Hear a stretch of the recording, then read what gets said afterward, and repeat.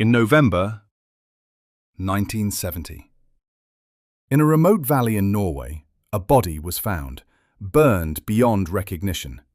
There was no identification, no witnesses, no explanation.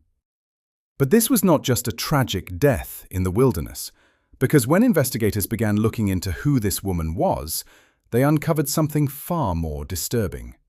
Multiple passports, different names, wigs, codes, and evidence that someone had tried, very carefully, to erase her from existence. This is the story of the Isdal Woman, the woman who had 8 identities, and possibly none at all. November 29th, 1970. 2 young girls were hiking through Isdalen Valley near Bergen. Locals sometimes called it Death Valley. That day, they noticed a strange smell. Then they saw her, a body, lying among rocks, severely burned. Police arrived quickly, and what they found raised immediate questions. Her upper body was badly charred, her hands burned so severely that identifying fingerprints was difficult. Nearby, a partially melted plastic bottle. It smelled of petrol. There were sleeping pills, burned clothing, an umbrella, rubber boots. But something was missing. Identification. There was none. And that is when this case stopped looking like a simple suicide and started looking like something else entirely.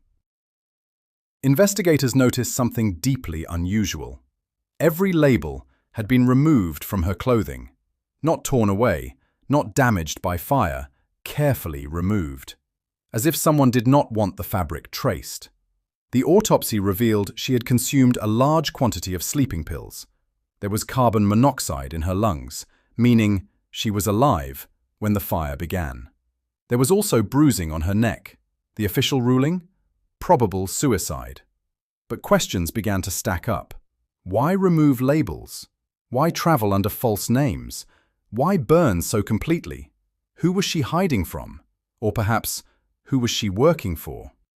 Then police made a discovery that changed everything. At Bergen train station, 2 abandoned suitcases were recovered. They belonged to her.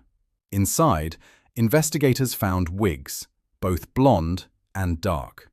Sunglasses, a notebook filled with coded entries, multiple passports under different names, hotel receipts across Europe, a spoon with traces of cosmetic cream. Over the previous months, she had traveled through Norway, Germany, Belgium, Switzerland, using at least 8 separate identities. Witnesses described her as well-dressed, educated, fluent in multiple languages, extremely cautious. She often requested rooms with balconies. She avoided being photographed, she paid in cash, and she left suddenly. This was not random travel. This was controlled movement, deliberate, strategic. In one notebook, police found strange sequences, numbers, letters, dates. For years, the meaning remained unclear. Later, investigators believed the entries referred to locations and travel dates, but not all of it made sense. And one question remained. Why code something so simple? Unless the notebook was not meant for her. Unless it was meant to be delivered. Decoded, understood by someone else. And then came the Cold War theory. In 1970, Europe was tense. Norway held strategic importance. Bergen sat near a naval base. Tensions between East and West were high. Some witnesses claimed she met with well-dressed men. Others said she had been seen observing ships. Her dental work suggested she may have grown up in Central Europe, possibly Eastern Bloc. Could she have been a spy, an intelligence courier, a double agent? Or did she simply know something she was never meant to know? And if she was a spy, did she choose to die in that valley? Or was she silenced? Despite decades of investigation, there is still no confirmed identity, no confirmed nationality, no confirmed motive. In 2016, the case was reopened. New forensic techniques were used, but even modern science has not fully solved the mystery. More than 50 years later, she remains unidentified.